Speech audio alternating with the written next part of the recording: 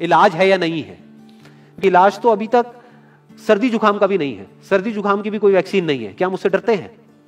नहीं डरते हैं। क्यों? क्योंकि ज्यादा लोग नहीं मरते हैं। तो सबसे पहले डेथ रेट कैलकुलेट करते हैं कि एग्जैक्टली कितना है। कितने टेस्ट हुए? 40 लाख टेस्ट हुए, उसमें से 2 लाख लोगों को हुआ, तो नियर अबाउट एवरेज कितनी आई? 5% की। अगर यही हमने 4 करोड़ टेस्ट करे होते तो कितने डिटेक्ट हो गए होते? अब तक 20 लाख हो जाते।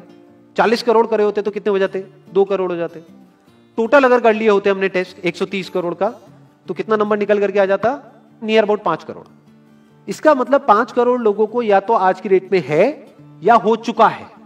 और एक और मजे की बात यह है कि कोरोना में ऐसा नहीं है कि जिसको भी होता है उन सबके सिम्टम्स आते हैं। 80% से ज्यादा जो केसेस होते हैं वो असिम्टोमेटिक होते हैं, उनमें कोई सिम्टम्स नहीं आते हैं। यानी अगर मुझे हो गया है और मैं ठीक भी हो गया हूं तो मुझे पता तक नहीं है। वो तब मुझे पता लगेगा अगर मैं अपने एक टेस्ट कराऊंगा जिसको एंटीबॉडी टेस्ट बोलते हैं, और मेरी बॉडी में एंटीबॉडीज मिलेंगी, तब मैं कह सकता हूं कि हाँ मेरे को था और वो ठीक हो गया है। तो अभी अगर हम बेसिक सी कैलकुलेशन करें तो 5 करोड़ निकल करके आ रहा है नंबर। उसमें से डेथ कितनी हुई है? 5800। तो 5 करोड़ में से 5800 डेथ हुई है। पहले तो इसको कैलकुलेशन को हमको ठीक करना है। डेथ को अंडर रिपोर्ट करने का कोई तरीका नहीं है, बल्कि ओवर रिपोर्ट किया जा सकता है। ओवर रिपोर्ट कैसे? फॉर एग्जांपल आपकी बॉडी में टेस्ट हुआ, आपकी बॉडी में मिला कोरोना वायरस, लेकिन आपके अंदर पहले ही बहुत सारी प्रॉब्लम्स चली रही थी, तब भी आपकी किसी ना किसी वजह से डेथ होने ही वाली थी। बट क्योंकि ये कोरोना आया आपकी बॉडी में, इस वजह से आपकी डेथ हो गई, तो ये ट्रिगर कर गया। तो ये जो 5800 का नंबर है, ये इससे कम तो हो सकता है, इससे ज्यादा होने के चांसेस बहुत कम है। बट एक बार को हम मान लेते हैं कि इतना ही है नंबर, ना कम है ना ज्यादा है, तो कितनी परसेंटेज निकल करके आई?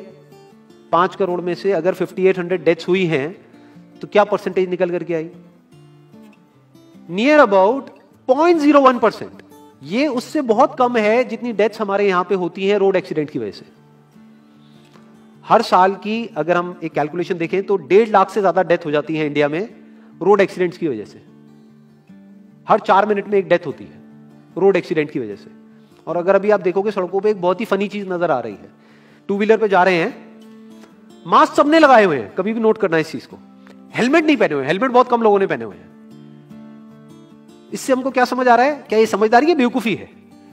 क्योंकि हेलमेट ना लगाने की वजह से उनके मरने के चांसेस उससे बहुत ज्यादा है, कई गुना ज्यादा है जितना कि कोरोना से मरने के उनके चांसेस है। तो ये डर है जो चारों तरफ फैल रहा है, और मीडिया डर को और बढ़ाता चला जा रहा है।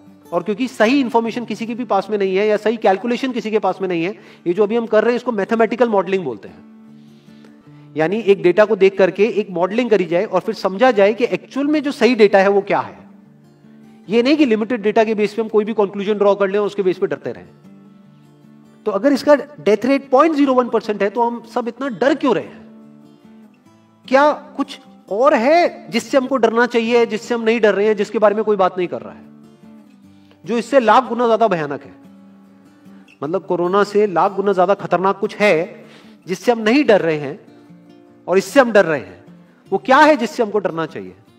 अनएम्प्लॉयमेंट। अभी पीछे कुछ आर्टिकल्स आए थे न्यूज़पेपर में जहां पे एक फिगर आई थी निकल करके, I am not too sure ये फिगर कितनी सही है कितनी नहीं है, जहां पे आया था कि 13 करोड़ लोग अनएम्प्लॉयड हो गए। इस फिगर से हमको डरना चाहिए। 13 करोड़ लोग अनएम्प्लॉयड होने का मतलब हम समझते हैं कि इसका मतलब क्या है?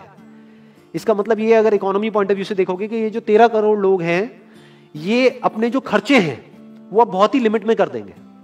जिस बंदे की नौकरी चली गई है, क्या वो जाकर के मार्केट में नए कपड़े खरीदेगा? क्या अपने बच्चों के लिए खिलौने खरीदेगा? ट्रैवल एंड टूरिज्म तो भूल ही जाओ। ऐसी और हजारों इंडस्ट्रीज हैं जिनकी धज्जियां उड़ जाएंगी क्योंकि डिमांड कम हो जाएगी ओवरऑल इकोनॉमी के लेवल पे। जब डिमांड कम होगी तो क्या करना पड़ेगा इन ब्रांड्स को, इन कंपनीज को क्या करना पड़ेगा, इन मैन्युफैक्चरर्स को क्या करना पड़ेगा? अपनी सप्लाई को कम करना पड़ेगा। जितनी उन्होंने सप्लाई कम करी, अनएम्प्लॉयमेंट और बढ़ गया। कि आज जो नंबर 13 करोड़ है वो बढ़ करके कितना हो गया? 20 करोड़। यानी पूरा का पूरा लूप बन जाएगा। इस लूप को बोलते हैं रिसेशन, जो ग्लोबली ऑलरेडी रिसेशन आ चुका है। और अगर यही रिसेशन और डीप होता चला जाए तो उसको बोलते हैं डिप्रेशन, जहां से एक इकोनॉमी को बाहर आने में 5 से 10 साल लगते हैं। तो इकोनॉमी का पहले ही बुरा हाल था, प्लस इस कोरोना की वजह से और बुरा हाल हो गया है, प्लस जो रहा सहा हमारा जो अपना डर है वो सिचुएशन को और खराब करता चला जा रहा है। और इस डर को हर कोई बढ़ा रहा है, कोई भी कम करने का काम नहीं कर रहा है। एक्चुअल में अगर आप मेरे स्टैंड पॉइंट से देखोगे तो डरने की कोई जरूरत ही नहीं है, क्योंकि जो डेथ रेट है वो बहुत ही कम है। तो हम डर क्यों रहे हैं? सोचो। बस इसलिए कि डेथ नहीं होनी चाहिए। अगर यही हमारा ऑब्जेक्टिव है कि डेथ नहीं होनी चाहिए, मतलब हम कहते हैं कि किसी की डेथ नहीं होनी चाहिए, तो फिर तो लॉकडाउन परमानेंट हो जाना चाहिए, सड़कों पे निकलना ही नहीं चाहिए, क्योंकि सीधा सीधा 1.5 लाख डेथ बचेंगी। 1.5 लाख लोग जो हर साल एक्सीडेंट में मरते हैं, उनको हम बचा सकते हैं ना, उनकी लाइफ बच जाएगी। परमानेंट कर दो लॉकडाउन को। कैसा है आइडिया? ये बिल्कुल ऐसा है जैसे मैंने एक आदमी की एक कहानी सुनी थी, उसके घर में एक चूहा घुस गया, तो उस चूहे को उसने पकड़ने की बड़ी कोशिश करी, लेकिन वो चूहे को नहीं पकड़ पाया। तो एंड में उसने क्या किया, घर पे आग लगा दी, अपने घर में आग लगा दी। उसके बाद भी चूहा तो बच करके निकल गया, घर चला गया, घर जल गया। यही हालत है इसकी, कोरोना की। इस डर को हमको खत्म करना पड़ेगा, तब जाकर के इस प्रॉब्लम का एक्चुअल में सॉल्यूशन निकलेगा, जो रियल प्रॉब्लम है। और रियल प्रॉब्लम कोरोना नहीं है।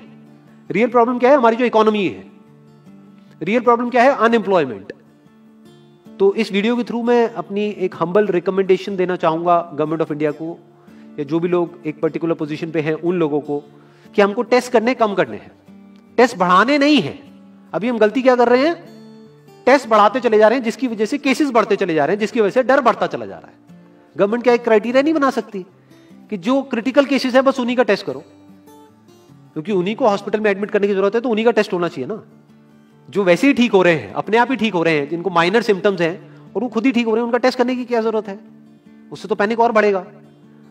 और अगर टेस्ट कर भी दिया तो हम करने क्या वाले हैं? उनको क्या हॉस्पिटल में एडमिट करने वाले? नहीं, घर पे क्वारंटाइन करने वाले हैं। अभी जो क्वारंटाइन वाला फंडा है, ये भी जब बेस छोटा होता है तब तो काम करता है, जब करोड़ों में हो जाता है तब काम नहीं करता है।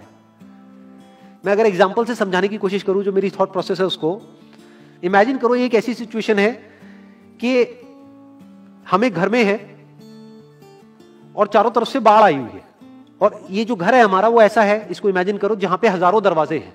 तो हम क्या करें, इसमें से एक दरवाजे को पकड़ लें और उसी को पक्का करते चले जाएं। ये है क्वारंटीन, और बाकी के हजारों खुले पड़े हैं। एक को हम पक्का करते चले जा रहे हैं क्योंकि यहां से पानी अंदर नहीं आना चाहिए। इंडिया की पॉपुलेशन क्या है? 130 करोड़। टेस्ट कितने हुए हैं अभी तक? 40 लाख। दिल्ली के कितने हो रहे हैं? 1 लाख। महीने के कितने हुए? 30 लाख। साल के कितने हुए? 3 करोड़ 60 लाख। तो यानी कि अगर हमको सबका टेस्ट करना है तो कितने साल लगेंगे? 36 साल। तो जब हमको दिख रहा है साफ साफ कि हम सबका टेस्ट कर ही नहीं सकते, तो हम टेस्ट क्यों बढ़ाते चले जा रहे हैं?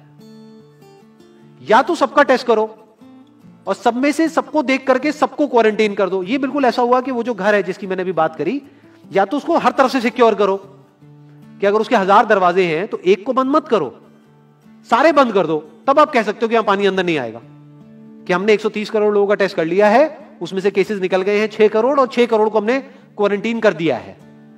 अब ये आगे नहीं फैलेगा, अब 6 करोड़ से 10 करोड़ पे नहीं जाएगा। बट हमने टेस्ट ही करे 40 लाख, जिसमें से केसेस आए 2 लाख। अगर इन 2 लाख को हमने क्वारंटीन कर भी दिया तो बाकी करोड़ों लोग तो बाहर घूम रहे हैं ना, तो उससे होगा क्या? तो अब हमको समझ जाना चाहिए कि इसको रोकने का कोई तरीका नहीं है।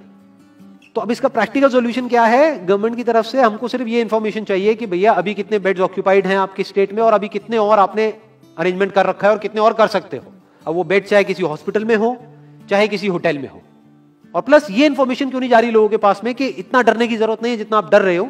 हाँ ठीक है, प्रिकॉशंस लो, सेफ्टी मेजर्स लो, सोशल डिस्टेंसिंग को मेंटेन करो, लेकिन इतना डरने की जरूरत नहीं है जितना आप लोग डर गए हो, क्योंकि डेथ रेट कम है। ये इंफॉर्मेशन जानी चाहिए अब लोगों के पास में, वक्त आ चुका है। अगर ये नहीं गई तो प्रॉब्लम सॉल्व नहीं होने वाली इकोनॉमी के लेवल पे। कॉन्फिडेंस खत्म हो चुका है, रियलिटी को हमको पहले समझना होगा। अभी प्रॉब्लम क्या हो रही है? हम कह रहे हैं कि हाँ कंस्ट्रक्शन एक्टिविटीज अलाउड है। गवर्नमेंट को क्या लग रहा है? अलाउड बोल करके सारी प्रॉब्लम सॉल्व हो जाएगी। अलाउड तो हो गई, बट मेरे जो फ्रेंड्स हैं जो कंस्ट्रक्शन इंडस्ट्री में हैं, वो बता रहे हैं कि लेबर ही नहीं है, लेबर सारी अपने गांव चली गई है। तो अब कौन कंस्ट्रक्शन करेगा वहां पे? अब ये लेबर चली तो गई है, इसको वापस कैसे बुलाओगे? मीडिया में अगर रोज ये दिखेगा कि केसेस बढ़ रहे हैं, केसेस बढ़ रहे हैं, केसेस बढ़ रहे हैं, वापस आएंगे वो लोग? 1 से लाख नहीं आएंगे। तो उनको मीडिया में क्या दिखना चाहिए, न्यूज में क्या दिखना चाहिए? कि अब ये प्रॉब्लम सॉल्व हो रही है। तो लोगों के अंदर का डर निकलना चाहिए। यानी जो भी मैंने अभी तक कहा, अगर मैं उसको सम अप करूं तो वो क्या है प्रैक्टिकली, अगर पॉइंटर्स में सॉल्यूशन देखा जाए। नंबर 1 मोस्ट इंपॉर्टेंट, टेस्ट धीरे धीरे हमको कम करने हैं, बढ़ाने नहीं है। दिन के 1 लाख टेस्ट हो रहे हैं, मैं ये नहीं कह रहा कि एकदम से 10,000 कर दो, 1 लाख के 90,000 कर दो, एटलीस्ट बढ़ाओ मत। समझ गए? 1 लाख के 1.5 लाख टेस्ट मत करो दिन के, 2 लाख मत करो, क्योंकि तब भी 36 साल लगेंगे पूरा करने में। अगर आपने स्पीड डबल भी कर दी तब भी 18 साल लगेंगे। 18 साल तक तो पता नहीं ये बीमारी कहां होगी, किसी को याद तक नहीं होगा। तो करना क्या है गवर्नमेंट को, अगर थोड़ा सा सेंसिबली चले कि टेस्ट को धीरे धीरे कम करते चले जाओ, यानी 1 लाख से 90,000 कर दो, फिर कुछ दिन बाद 80,000 कर दो, फिर 70,000 कर दो। इसकी वजह से क्या होगा, मीडिया में केसेस कम होते हुए दिखेंगे, अखबारों में केसेस कम होते हुए दिखेंगे, हर जगह पे जहां पे अभी आ रहा है कि अभी तक की सबसे बड़ी फिगर, आज तक के सबसे ज्यादा केसेस, वो सब धीरे धीरे कम हो जाएंगे। कम मीडिया में पैनिक फैलेगा, कम पैनिक फैलेगा लोगों में, धीरे धीरे लोग बाहर निकलना शुरू होंगे, जो अभी नीड ऑफ द आवर है। धीरे धीरे लोग बाहर निकलेंगे, धीरे धीरे डिमांड बढ़ेगी, धीरे धीरे लोगों में कॉन्फिडेंस आएगा, धीरे धीरे लोग जो गांव चले गए हैं वो वापस आएंगे। एक्चुअल में काम शुरू होगा, ऑन पेपर नहीं कि काम शुरू हो गया है, एक्चुअल में लोगों का काम शुरू होगा, लोगों का काम शुरू होगा, इकोनॉमी शुरू होगी। बिल्कुल ऐसा है जैसे 2 महीने के लिए आप किसी गाड़ी को बंद करके कहीं पे रख दोगे राज में, तो क्या होगा, बैटरी डाउन हो जाएगी, उस वक्त क्या करना पड़ेगा, उसको धक्का मारना पड़ेगा। तो अभी उस धक्के की जरूरत है, जंप स्टार्ट की जरूरत है। अब जो टाइम है वो डरने का नहीं है, इस डर को खत्म करने का है, क्योंकि कोरोना ने जितने लोगों को नहीं मारा, ये डर मारने वाला है असलियत में। तो अब इस डर को खत्म करने का टाइम आ गया है। अब हम सबको मिलकर के दिमाग ये लगाना है, ये नहीं कि डर को कैसे बढ़ाएं, बल्कि दिमाग ये लगाना है कि डर को कैसे कम करें या खत्म करें, और लोगों के कॉन्फिडेंस को कैसे वापस से लेकर के आए।